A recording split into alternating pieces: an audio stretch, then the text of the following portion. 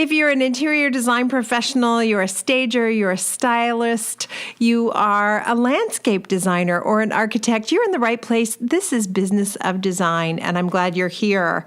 I want to say right off the bat, thank you so much to Cravat Inc., Cravat Fabrics. You know, they've been around since 1918, and they are a fifth-generation family-run business. That probably explains why their customer service is so good. Of course, I rely on them as my go-to resource for fabric and wall coverings and trimmings, and now even carpet and furniture, thanks to Cravat Curated. I find they really understand the pressures of my business. Their customer service is excellent. They have a vast variety of fabrics to choose from. And frankly, I love doing business with them. Thank you so much, Cravat Inc., for sponsoring our Business of Design podcast. And now on to the show. Welcome to episode 16. I'm so glad you're here. The sun is shining. It's a gorgeous day. And my husband is out on the golf course with some buddies. I am not the least bit jealous. I would much rather be here with you. And it doesn't hurt that I am a lousy golfer. I mean, the worst. Epically bad. I'm so bad, I hold everyone up on the course as I hit that little ball over and over and over again to sink it into the tiny hole. Last time I golfed, and honestly, I hope it's the very last time I ever golf, my companions were so desperate to help me get through the course, and desperate, I think, to get to the 18th hole so they could have a beer or whatever, that they allowed me to take do-overs. And that's, you know, when you hit the ball multiple times as I approached the cup so I could get the darn thing in the hole and we could move on to the next one. I like do-overs. And I had a conversation on this episode that made me think of the concept of the do-over. If you could go back in your business knowing what you know now and do it over, what would you change? I was able to ask just that of today's guest, and I think you're going to learn a lot from his answers. Full disclosure, though, he's got a lot of praise for Business of Design, and that's awesome. I'm super appreciative. But you need to know he is not paid, that we met online, and I did ask him to keep the praise to kind of a minimum, but I think his perspective and his insight is helpful, and he is an awesome guest. So who is he? Adam Scougall is a part-time design professional whose full-time job is in the financial industry. So that's kind of curious for those of you who are working part-time as a designer, thinking you're going to make the transition. I think he's got some great insights about that. Adam lives and works in Sydney, Australia. And when I asked him how he found Business of Design, he said it was through the Facebook group Designer Therapy, and in particular, a designer who's been on the podcast before, the wonderful Veronica Solomon, and we're definitely going to have her back. So thank you to Designer Therapy, thank you to Veronica, and thank you to anybody who is contributing in a positive way to sharing strategies for success in this business. It's great. A rising tide lifts all boats. We all benefit when one of us improves, so it's wonderful. Welcome to the Business of Design podcast with Kimberley Seldon, brought to you by Business of Design, a coaching community for independent designers like you. We all know design matters. At Business of Design, we think designers matter too. Adam, it's so fun to talk to you. What time is it there in Australia? 5:45 a.m. You are a dedicated man. So it is afternoon here. It's like 4 p.m. So we've got quite a time distance between us. But I'll tell you, that's about all there is that separates us. Because when I read your emails, when I hear your experience, I think exactly what's happening for you in the interior design world has happened for me and is happening for the rest of us. So it really doesn't matter where you live. I'm so glad you reached out to us. And I think people are going to be eager to hear your experience of trying to transition into the world of interior design. And I'm really curious to know how your existing background in the finance world contributes to how you're going to run your business. So why don't we start there? What do you do now full-time, Adam? So I'll probably just clarify there, Kimberley. So I started my business in 2010, the interior design business. What I have done is pretty much ran the business on the side while I still worked in finance, which I've been working in finance for 17 years.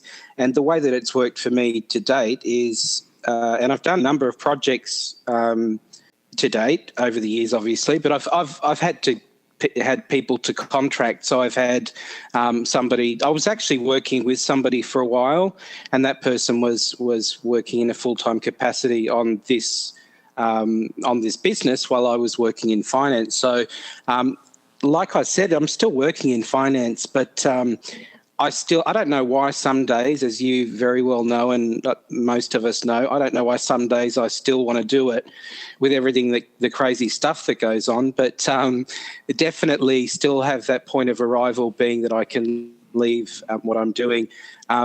But I feel like it's kind of, I guess it's weird for me to think that I'm just starting out, because I've actually been working in the industry for about 7 years. Probably for about 4 or 5 years, consistently in terms of having project after project. But yes, it's true, I'm still working in finance and I still have not cut the cord.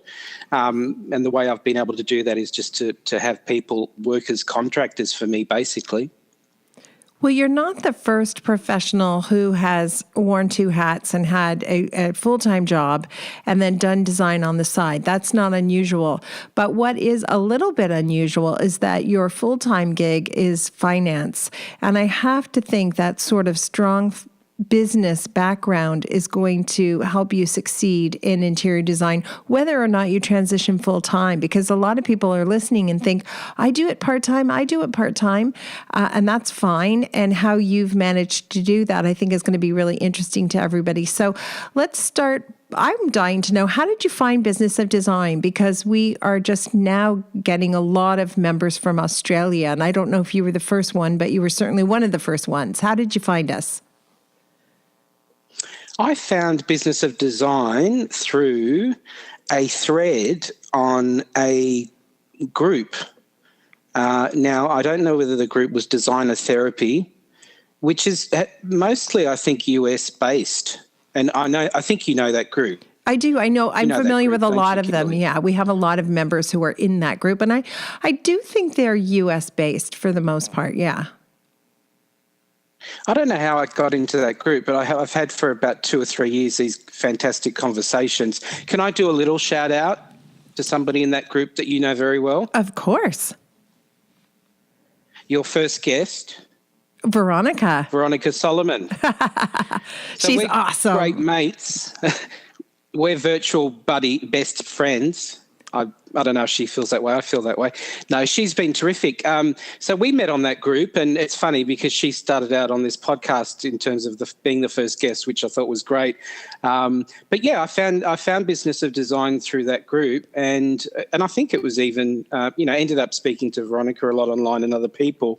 But there was what actually happened. I'll go into a little bit further detail on how I pretty much signed up. There was a thread, and it was like, have you guys heard of Kimberley Seldon, Business of Design? What do you guys think of the program? And I thought, because I was really at that time, and this is late last year after having the year that I spoke about, when I communicated how things had been going and how Business of Design had really changed my mindset in terms of how I wanted to run my business moving forward. It was really, okay, who is this, to be honest with you, Kimberley, because I hadn't heard of you before, even though I think you're amazing and you've been around forever. I say that in a lovely way. But so I thought, who is Kimberley Seldon? What's Business of Design? I'm just going to look it up. I think I came across you on YouTube. And then, which I think happens to a lot of people, there was the free content, which actually was on YouTube. And I thought, hang on a second, hello, like, is she talking to me? All of this stuff is exactly what I've gone through for the last 7 years. Right. So I want to go a bit further. And I ended up joining Business of Design in December last year. And this sounds really tragic, but I could pretty much, I think probably every day or every second day, I would be watching a video, and sometimes I watch your videos over and over again because they just resonate in terms of, I cannot believe that, all of these things that happen to all of us, or we let happen. I think that's a key thing. All of these things that we let happen in terms of how we run our business, and all of the pitfalls, as you know, they were relevant to me, and I thought, my gosh. And I just signed up for really expensive one-on-one business coaching with a corporate firm the week before I joined Business of Design. And as I went through the next 4 months of paying lots of dollars for this corporate training, I thought, I've done that. I can tick the box. Thank you very much. I could have probably saved $11,000 and just sat here with Business of Design, and I think I would have known pretty much how the next chapter was going to look through your courses. So that's why I'm an advocate of Business of Design, because it just resonates. And I think the fact that I've had the experience of going through all of these, I wouldn't say they're disasters because they turn out in the end, but going through all of that drama and going, oh, how the hell did I get here? And it was just that I thought, you know what, if I had these systems in the beginning, I think it would have been a much different outcome. But I think I'm one of those people, Kimberley, that has to live it for a little bit and live the pain. Right. And then go, okay, I felt that. Right. Now I'm really going to do it differently. So, oh my gosh. Yeah, that's a bit of a background on how I found you. Isn't that fun? Okay, so you met virtually Veronica, who's in Texas. I spend my time between Toronto and Los Angeles, and you're in Australia. And the very first time I started speaking about the topics that we talk about in Business of Design was to a very big crowd in Toronto. I was terrified. I felt ashamed and humiliated that if I really told people the truth of how badly I struggled and how often I screwed up, they would think I was the biggest loser in the whole world. And instead, what I found is every single person in the audience said, me too, me too. And so what I'm so happy about is this open sharing that you discovered through Designer Therapy on Facebook, and that Veronica definitely is part of, and that now so many people are so open and honest with each other. And the thing is, it's not pie. If Adam does really well at work, it doesn't mean I'm not going to do well at work, people. We can all have a piece of this. So thank you so much for being such an incredible advocate.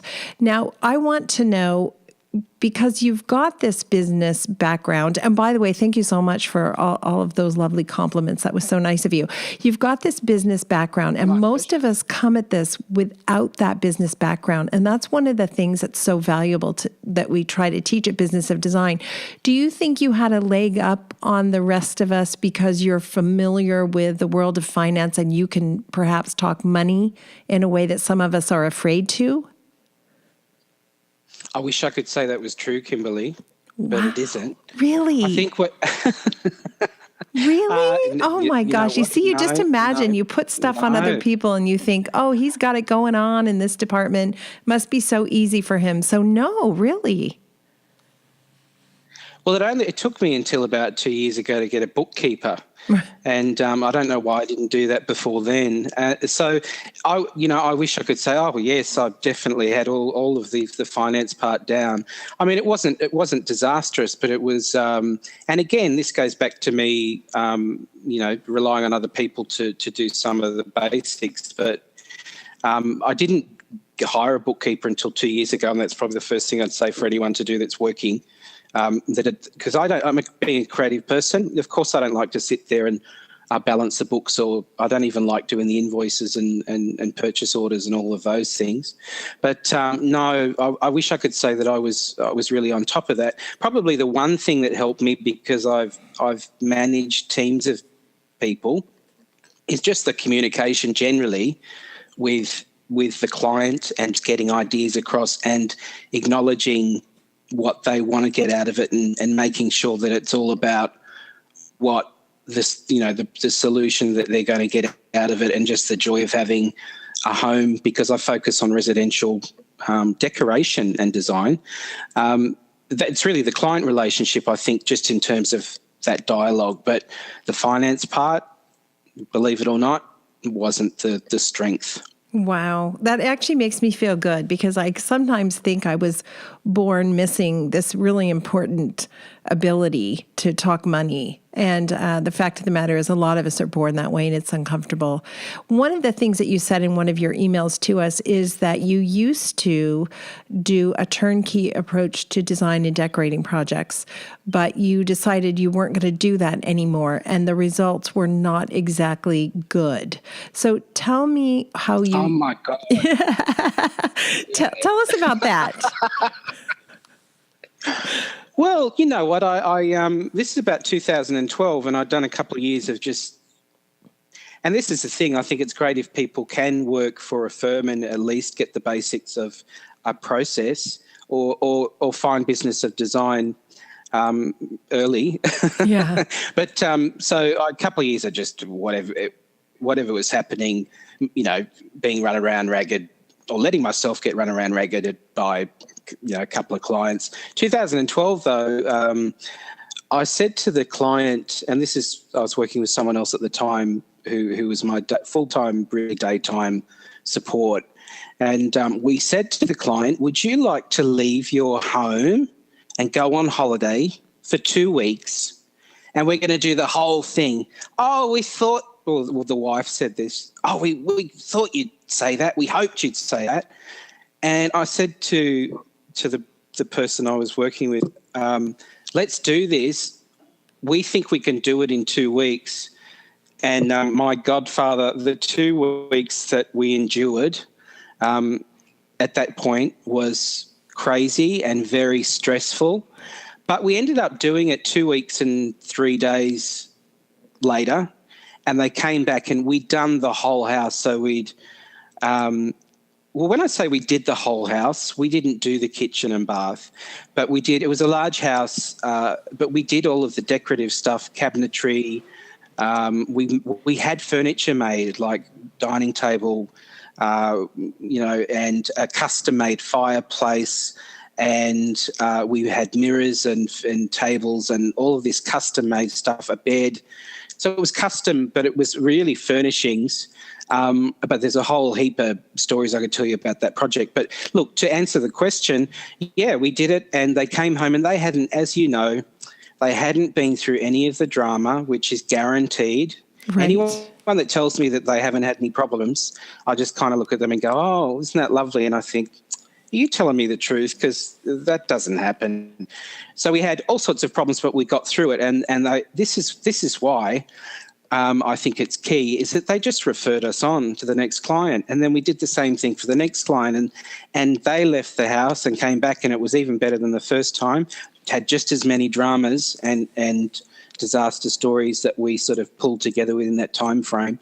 But we did it again, and then we did it again after that. And then I parted ways with the person that I was working with, and I ended up sort of thinking, well, I'm just going to offer some design work, and I'm just going to, if the client wants to do it themselves, they can do it. But that opens the door to all sorts of problems. Wait. And, you offered yeah. design work, but the client was going to do it. How does that work? What does that even mean? You give the client ideas and then they go out and execute? Yes. Oh, I bet that went well. This is what I was doing for quite some time. Oh, my God. Seriously, I need a martini. This is fun, Adam. It hasn't gone well. Tell me. Oh, my gosh. So, yeah, sure. So here we go. I'm going to design and here's all of the products, and these are the colours, and this is my idea for the cabinets, and you know, this is how you can do it. And then I started to create the type of client I think that went for that. And with that type of approach and the people that will potentially can be interested in that, I was really setting myself up for failure because, you know, it's one thing to say, here it is. But so I had a letter of agreement, and different to your contract, Kimberley, in that it was, you know, not as detailed at all. And it really didn't have all of the terms of what was allowed in terms of our relationship and ongoing follow-up. So I really set myself up for calls at all time. I've just got the couch and, you know, there's no legs on the bottom. And what are you going to do about that? Because I ordered it through you and, you know, And here I am taking a call, and then I'm calling the place that that produced the product, and it's turned up without legs, and then somebody's forgotten to turn up the week after with the legs that go on the bottom, and you can hear the sort of disaster that I'm talking about, right? Oh yeah. So I sort of did that and thought, oh gee, this is really not what I'm used to, and it's not that great. So I went through that process, and as you can imagine, not being there to manage anything, and not having a system. Even, I look at the 15-step process and I think, even if I was doing a one-room project, if I'd have been following this particular process, I would be okay and we'd be a lot better off. But I had this string of design projects. I'm using my inverted commas here, but that I DIY pretty much. It's a bit like e-design, except I'm going out and doing a consultation, taking a few measurements. I think this is so important to talk about. There's a lot of people who think that exactly what you describe is the way to go and that you do a flat fee for that. So in other words, they come up with the design and they show them pictures and they give them links and they say to the client, now you go and you buy it all. And they walk away and they've gotten their flat fee and they like it because they said it's not a pain, there's no follow-up. But the fact of the matter is that project never gets completed to a degree that you could get a photograph of it, and you never get a repeat or a referral customer because they realize what a pain in the rump it is to do that hard work. And you said something so important, and then you began to attract the customers who wanted that. And suddenly you get in this loop of working for the type of client you don't want to work for anymore. And it's very hard to get out of it, right? Oh, that is so true, Kimberley. But it was really me that initiated it all. And I think absolutely what you said is exactly the way that it turned out. So I did about 8 of those last year. And did I get one? I think I got one referral. I got a call the other day. But it's definitely not the way to go. This is nothing against e-design. I'm just sort of talking about the fact that it was similar to me because you're coming in for a very short period of time and then it's like a PDF almost that you're sending off. It's like e-design, but you're right. So I didn't get to see any of the outcome. It wasn't fulfilling. The clients, I don't think there was just nothing there. There's no ongoing relationship. Right. In fact, it can really go the other way, and especially if you make the mistake, well, my mistake, learning experience of ordering furniture as well and them taking on the delivery, that can be catastrophic. And I had a situation last year where I ended up taking back over the project and saying, look, let me just come in here. And these go against all of the principles of business of design, but we'll tell it as it is. I just came in and said, look, I'll come in and just let me finish this because, I was getting calls. Oh, that, and this is custom. I ordered all of this custom furniture for one client last year. She said, oh, everything's great. I said, yeah. And she go, oh, well, it's just one piece. You can just sell it to another customer because you've made it too big. Ooh. And I thought, yeah. Okay, so we're talking about a $2,000 chase. I'm not going to sell it to another customer because there's not another customer ready for that custom size piece that I just designed. Right. So I said, let me race over and actually have a look at the situation. And they just installed it too far across on this huge rug. And because nobody really had any idea about how it should be sitting and on the rug, I said, well, it's just they've delivered it and placed it too far across. We just need to move it over. So ridiculous sort of things like this that happen. But for a minute there, I'm thinking, have I created something that is too big and I do have to take it back because I've mismeasured? Just ridiculous sort of stuff like this. And your whole body, by the way, goes into a fight or flight reaction. Like the stress is so intense in that moment. Like you just feel like, oh my God, I think I'm going to have a heart attack, because your intention was not to give her something that was too big for the room and didn't fit and have an unhappy customer. So believe me, I know the other day we were doing an installation and the client's husband had a desk that was his grandfather's and he asked us to get the desk refinished. So we never saw the desk. The desk was in storage. We had it picked up from the storage unit, delivered to our refinisher. It had been refinished and we delivered it to the house. Do you it never occurred to me to measure the desk for the doorway into the office. And I was so lucky. We had to remove the door, but not the door frame, and then the desk fit into the room. And I thought, there you go, another one for the books, another situation I didn't anticipate. If we had designed the desk or purchased the desk, I would have measured it. We would have measured the door opening, but it was just one room in the client's house. They already owned the desk. I made some assumptions, and right there I thought, oh my gosh, I'm gonna have to remove the door frame and fix the door frame and have a very unhappy customer. It all worked out fine, but in those moments, we feel horrified, terrified, embarrassed. All of those things kind of run through our mind as if we've made some horrible mistake. Oh, that's so true. Yeah. That is so true. And that's not the only thing that went wrong on that project as well. But I mean, I don't know if we want to talk about that, but it's just it's just a big lesson in all of the things that you really have to consider and protect yourself with. And that's by having, you basically have to have a system, as you know, and then a contract that covers a great deal of things.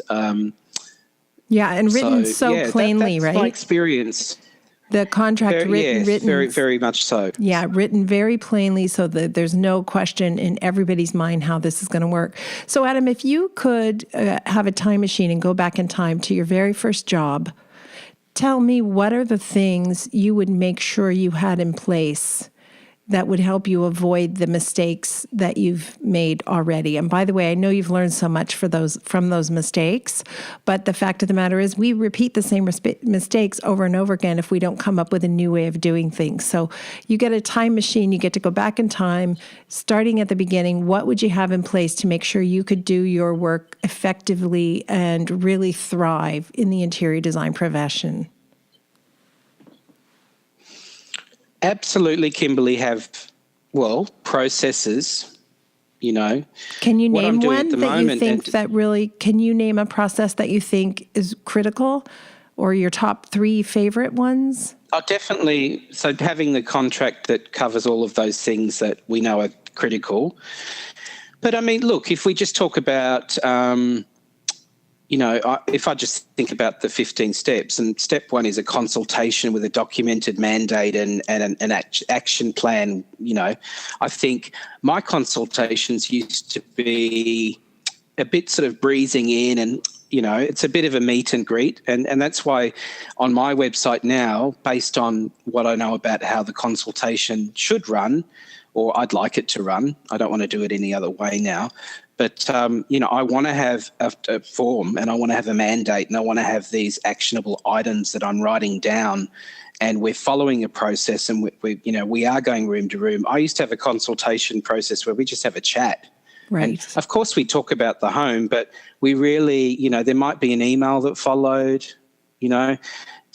obviously the fee was a lot lower, but it was really a meet and greet, and it was a bit of this and a bit of that. So it already starts off on an uneven footing, and especially, and I even reached out to you on the forum about this, Kimberley, but it's also about going, okay, well, I won't charge, my friend or a colleague. I'll just come out for a couple of hours and we know each other and I won't charge for it, and, that's the right thing to do, but it isn't the right thing to do either. So I think if I went back to my first project, which seems like a million years ago, I didn't charge anything actually for the first project because it was a small decorating job for a friend. And me too, by the way. My first project also. The second one, which to me, Kimberley, is kind of feels the same as if it was a first project as well. The second one was, again, no process. What can the client have in terms of your time? How many selections can she make? She doesn't like that white. What about this one? No, don't like that either. No, don't like that either. Don't like that dining table. Don't like this. Don't like that. So if you're doing a flat fee or you're not, I think there's got to be, I kind of think, gee, if I had that nice, strong hourly rate and, she can make as many selections as she likes if I'm sending her a bill each month, because she's pretty quickly going to make a decision at some point.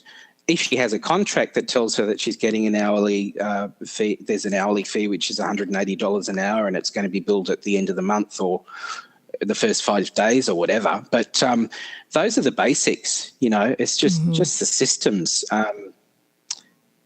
I hope I answered the question.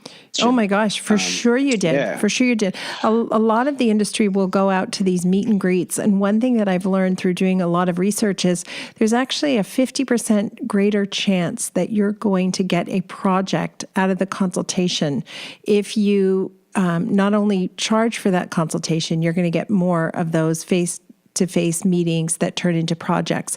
But once you're there, if you actually read your contract to the client and ask for a yes at that meeting, you will increase the number of projects you receive by 50%. And now we've done some tracking through Business of Design folks, and they've said, yeah, I used to do it this way. Now I do it the way that you suggest, and I'm getting a lot more jobs. In fact, I'm having to say no to jobs.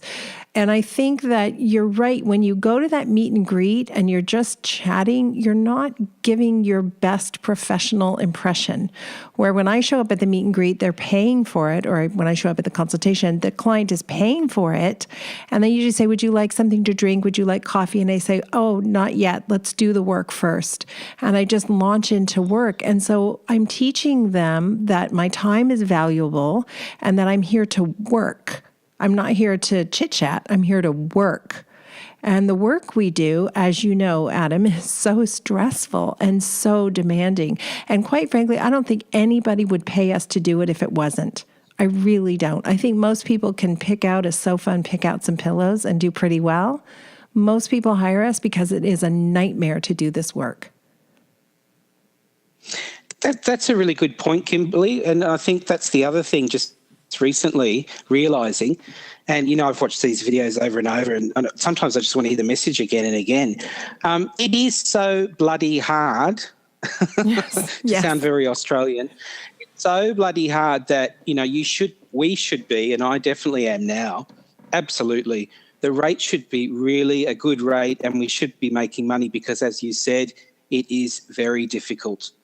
Anyone that says it's fun, I quickly say, well, it's not all that much fun.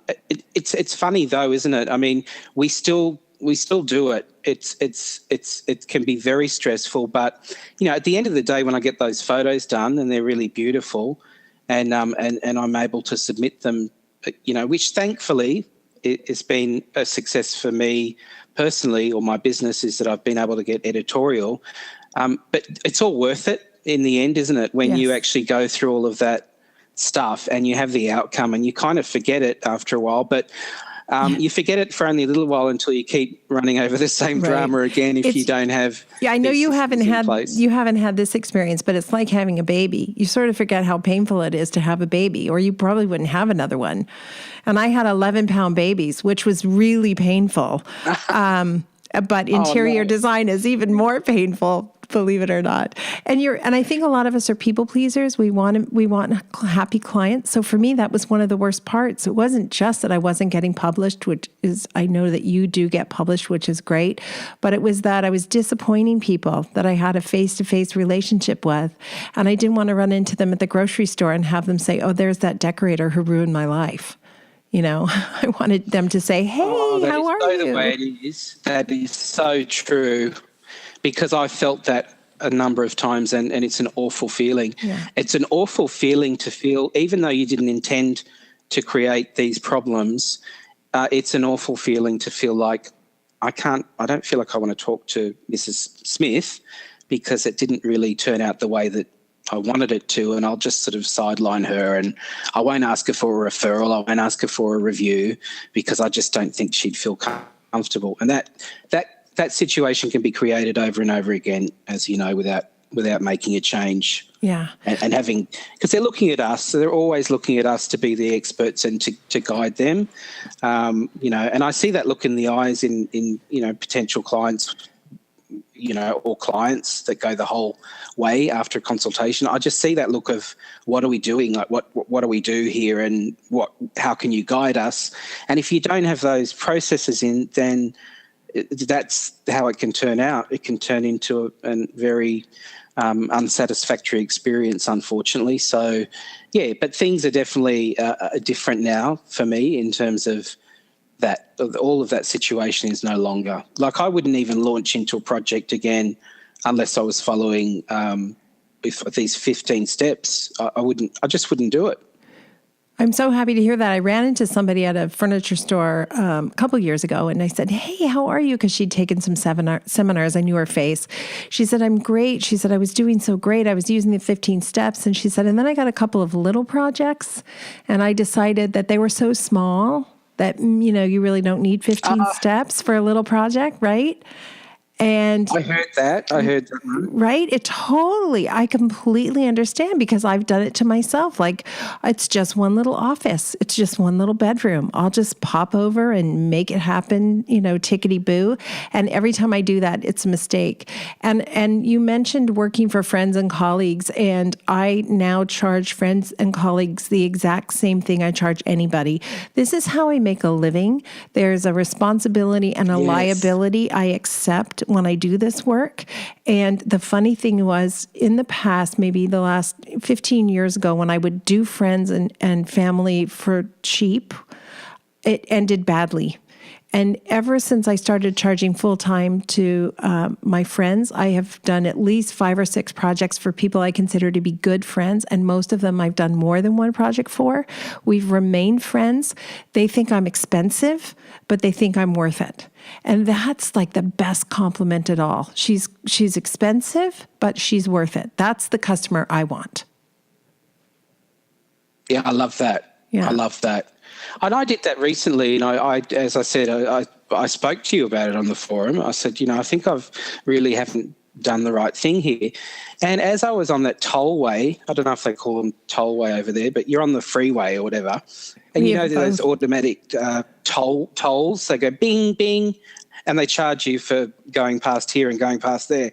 On that free consult, I went bing, I was in the car and it went bing, bing. And I thought, how many tollway fees have I just paid to go out to my lovely colleague's home for free? And I thought, gee, this really doesn't need to happen anymore. So no. I agree with you. Free is not free. Free is not free. And if you're like me, I want my nails to look nice when I go to a consultation. So I might drop down, $40 to get my manicure and pedicure or whatever.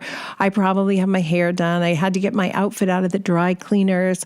I've got to pay my insurance. Even, as an interior design professional, I have incredible insurance that I have to pay, and I've got association fees and Business of Design membership, and all those things are expenses I pay all the time. I can't afford to do free. I know this wonderful woman. She's a singer. She's Canadian. Her name is Amy Sky. She's currently, I think, on tour in the U.S. with Olivia Newton-John. They do some kind of duet tour. And years ago, Amy was in my book club, and Amy said, free is $500. And she was referring to the fact that once you get kind of well-known as a designer or a singer or whatever, a lot of people will approach you to MC events or host events or do something for, quote, free for a good cause. And she said free is $500. If it's a really great cause that matters a lot and they want her, she has to pay for her nails, her stockings, her dry cleaning, and her hair. So free is $500. And I'll never forget that. And I think of that all the time. Like, really, truly, you can't do this stuff for free. You really can't. Good point. Yeah. No, that's true. Definitely. What are you excited about moving forward? I'm excited about just about the processes that I'm following, and I'm following them now. I've been following them all of this year.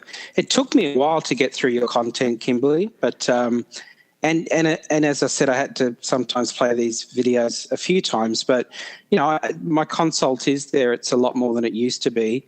And as I mentioned, I went through corporate coaching one-on-one. When I say corporate, the coaching was really, I think, designed for people that were a lot larger than me as a business.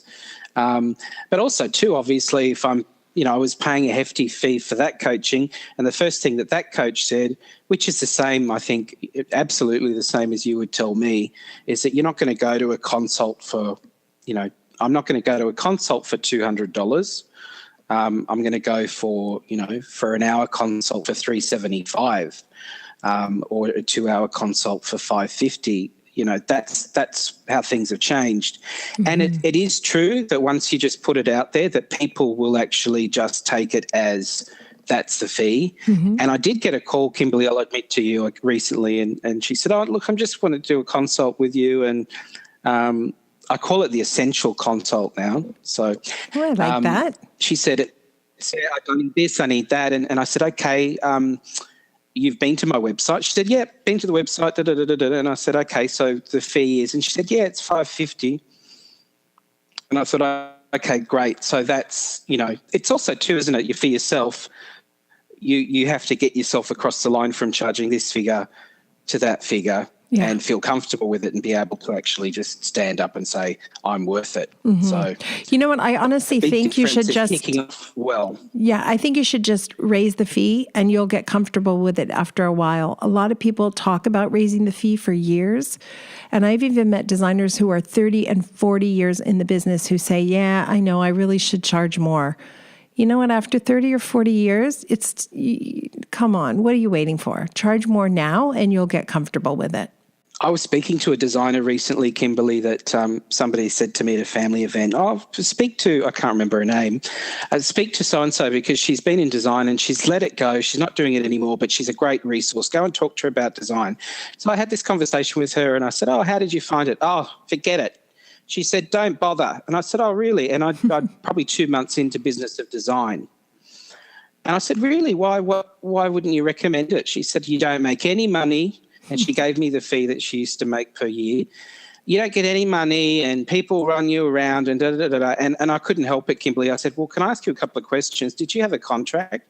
I didn't need a contract. No, I didn't run with a contract. And did you have this and did you have that? And I felt, unfortunately, for a couple of minutes there like I was interrogating her because I was plucking out this stuff from business of design. Wow. And saying, well, do you think it would have worked differently if you'd have done this or that or charged this or had a contract and had steps and this and that? And she ended up kind of looking at me weirdly and I thought, she did tell me I shouldn't be in the game. And I thought, well, if you're going to tell me I shouldn't be in the game and I love it, then I'm going to ask you about your processes and why your business didn't work out because I want to be in the game and I want to be successful. And this is where I stand on the topic and this is why. So that was an interesting experience recently, which I kind of went through. And I think it boils all down to your standards, doesn't it, Kimberley, and the fees that you will charge and what you just, you can't afford to go any further forward in this type of industry if you don't charge appropriately for it. It's just too crazy. It's too difficult. You're so right. So that reminds me, when I was in design school, our business teacher, the teacher who taught the business of design, wasn't called that, but whatever. He said on the first day of class, how many of you want to make money? And a few tiny little hands went up in the air timidly. And he said, well, you're in the wrong business. This business is going to bleed you dry. You're going to die broken. You won't have any friends and you're going to be bitter like me. Don't you love it? And I'm like, oh my gosh, what have I done to my life? And you have demonstrated to me in this brief conversation that you have a maturity in looking at yourself and saying, hey, if this isn't working, look in the mirror.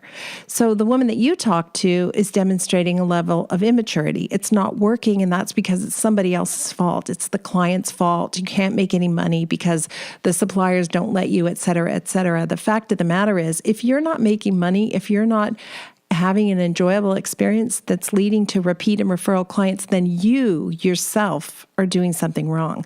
And that was the most valuable thing I learned from my first business coach. Any complaint you have about your business, she said, file it with yourself because you're the boss and you've made crappy rules and you're suffering from crappy rules that you made. So let's make new rules. Let's do this differently. And I really hear that when I'm listening to you talk, that there's a level of maturity there. Thank you, Kimberley. Yeah, absolutely. I mean, I did feel like that for some time. I was feeling it all of last year. Why is this happening to me? Why are they, why is she texting me at 9 o'clock? She should know that I'm not ready to talk about this or that at 9 o'clock. And then again, I turned to myself, like you said, Kimberley, and I thought, hang on a second, you're the one that's creating these. We can have texts at midnight. We can have texts on New Year's Day at 8:30 in the morning. Right. When I've had a great night and I've got a bit of a headache about this and this and this and this. And I thought, well, I really I think you did a video on this.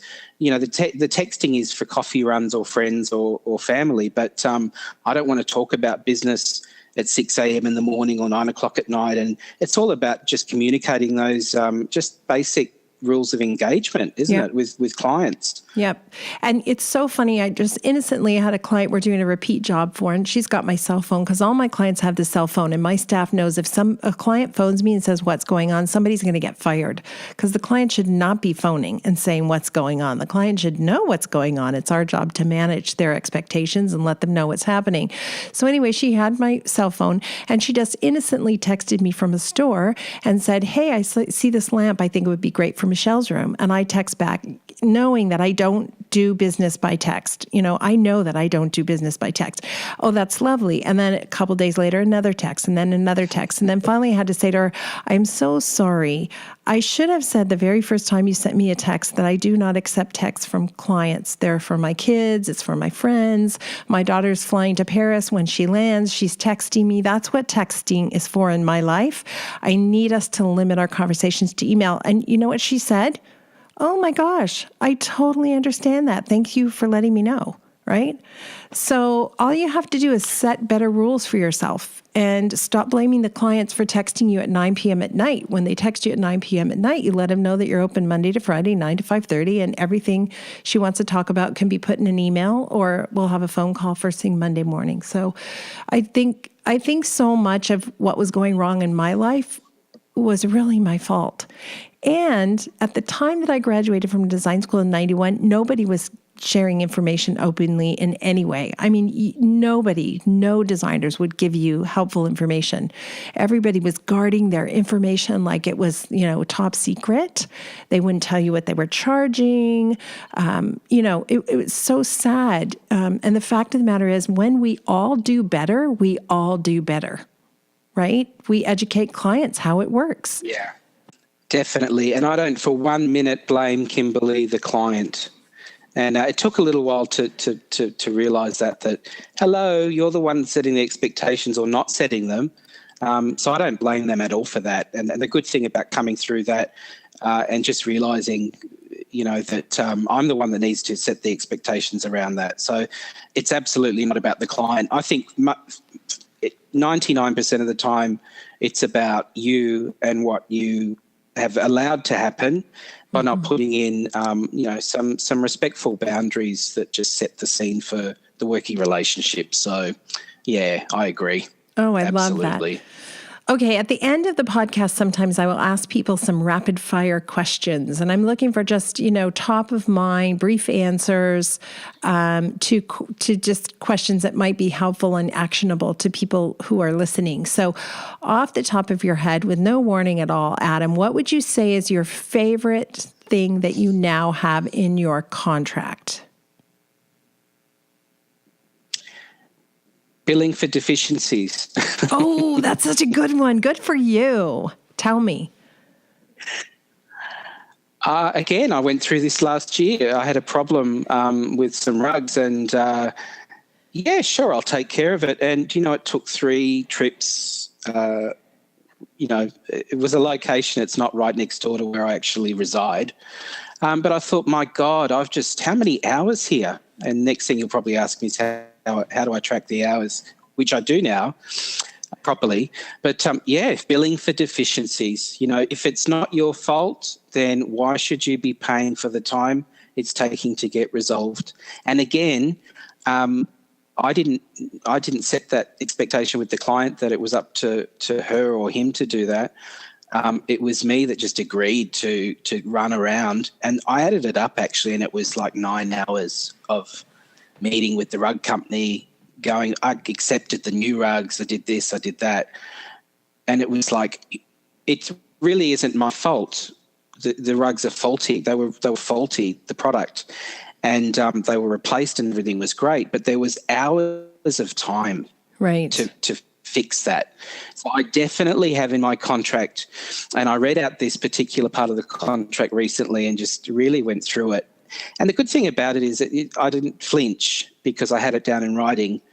And I said, this is the way it works. If it's my fault, of course, I'm going to not bill for it. But if it isn't my fault, then somebody has to do it. And Right. why should I not charge for it?